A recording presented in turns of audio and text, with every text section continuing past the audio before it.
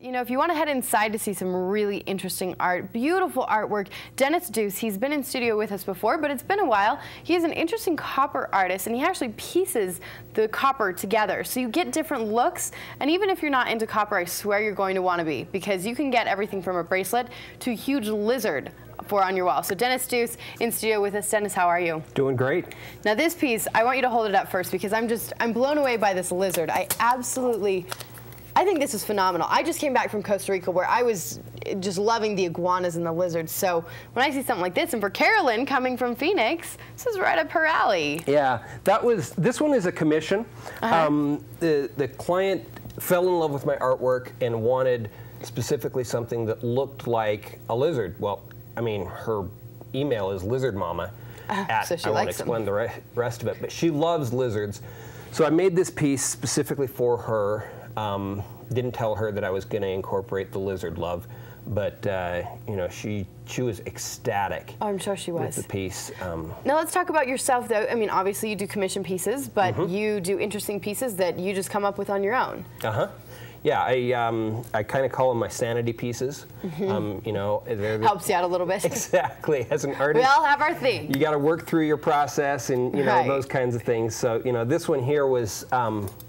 This was a combination sanity piece. It was actually made for my wife. It was her Mother's Day gift. Well, this is so simple. This reminds me of something that could almost go in any home. Whether you had that mountain home or the contemporary home, it could fit pretty much anything. I mean, it really could. And a lot of my pieces, I try and incorporate that flexibility where, you know, it can go in multiple homes. If you go on my website to the page Art All of It, you can kind of scroll down. There's just a lot of different pieces, a lot of different views, you know, and so there are things that are very contemporary and things more mountain home. This one here that's up is extremely contemporary. Yeah. How beautiful would that look, though, in a home with just where you don't have a lot of things on the wall, and that's your masterpiece. That was a custom commission, actually, for a mid-century modern. Very contemporary, very clean lines. This was another sanity piece that I did, just trying to work out some processes on some things. That's a piece. So it's probably a good thing when you're a little bit rocky. You know, we just send you in and you create these incredible masterpieces. Yeah. Why not? Create some drama. This piece here is actually down at the Springville Art Museum right now. Which you were lucky to get in. Yeah, there were 1,064 entries into this show. 215 people got in, Spring Salon. It's running for another month and a half down there. Congratulations. Thank you. That's awesome. Great show. This is a piece that's up in Idaho. I've got a gallery up there that represents me, freestanding, as well as the piece in the back is mine. That's that same freestanding outside as I was working on it. Do you know one thing I think I like about your artwork is it's, I mean, all earth tones, obviously, as we're working with the copper, but it speaks, I mean, it's very loud in the same sense. You know, it can be very, very loud, or it could be simple like this, but I think even though it has those earth tones, I mean, you look at this piece right now, you obviously separated that and created this incredible contemporary piece. Yeah, and that one was actually built specifically for an alcove that has that same shape, but it had a very expensive tile back to it, and they didn't want to hide the tile back, but they wanted art in the alcove. Now, how is it when you're piecing copper together? I mean, as opposed to like taking a big slab and just making a masterpiece of it, you're taking different pieces, right? Yeah, literally, I'm actually taking, copper, if we can go back on camera, this is just a piece of roofing material. That's what I work from. It's all scrap from neoprene. I mean, it is scrap. As you look on the front, I mean, it looks... This is a tail. It was run out of the machine too long, and it's a tail. That's what I'm working from. And this was just done to show different things. Like right here, that is a chemical that's extremely smelly, liver of sulfur. This is a heat process down in this point right here, and then if you flip it over, that's another chemical process. And you can see, I mean, looking at that, you're going, how are you going to work with something like this metal? A lot of people would look at that and probably go, it's scrap, I don't ever want to use it. But you take it, and I think that's what the best part is, though.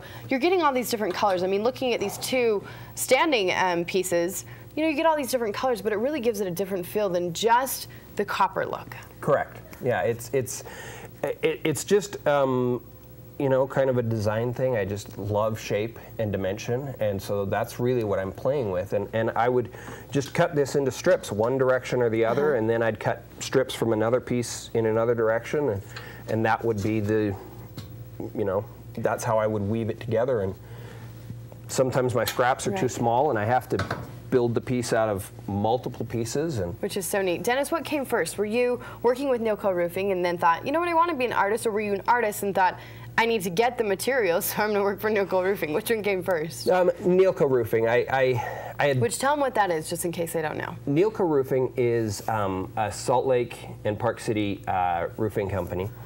We specialize in residential re-roofs, ice dam mitigation.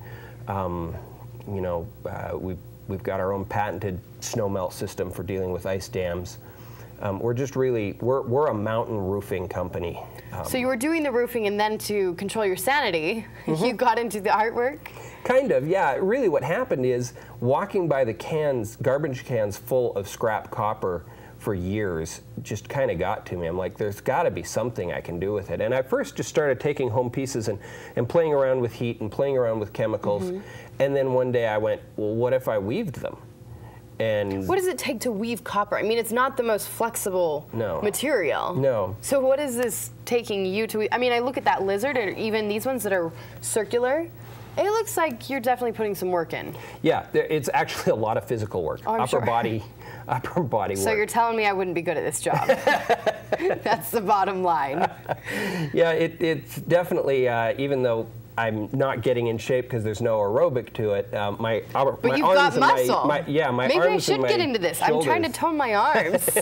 Can you hire me? There you go. Yeah, it's just, I will usually pin the piece down to the table, and alternate the first piece, and then I pull everything that's going to go over the next one towards me. And put so in the next strip, and then push all of that down and pull hard against it, creating tension to get the next piece. I go. It's literally weaving without a loom. I've created the loom by binding the copper to the table. So you didn't do any sort of class or anything? You just started getting into it and kind of created it on your own? Which I think is so interesting. I think a lot of artists start that way. They just start experimenting. We love supporting our local artists, so people can see you online. They can see you down at the Springville Museum, which is not too far. It's what, maybe 45 minutes from here? It's almost to Provo. Yeah, okay. It's about an hour drive, but again, one of 215 artists, you said, that actually got in to this exhibit? Yep, and there's a couple of other Park City artists in there as well. It is a great show, well worth driving down there. It's probably the most important art show in Utah. Every year. Well, congratulations for getting into that. Dennis, again, if they want to contact you to find out what, see one of your pieces and buy them as you have them, or commission something, how do they contact you? The easiest way is just to jump on my website, which is numbersbyduce.com. Or if you're on Facebook, I've got a fan page. Just put in Numbers by Duce and become a fan. I'd love that. You have incredible pieces. You really do. I mean, that lizard. I'm thinking for anybody that just loves lizards, Carolyn needs to put that in a home in Phoenix, doesn't she? Yeah, absolutely. You could get anything you wanted. Again, this is Dennis Duce. Check out his website, incredible artist, and I love to hear your story, how you just really, you did it because you wanted to. So look where you're at today. Dennis, thanks again. It was good to see you. I'm sure we'll have you back on again soon.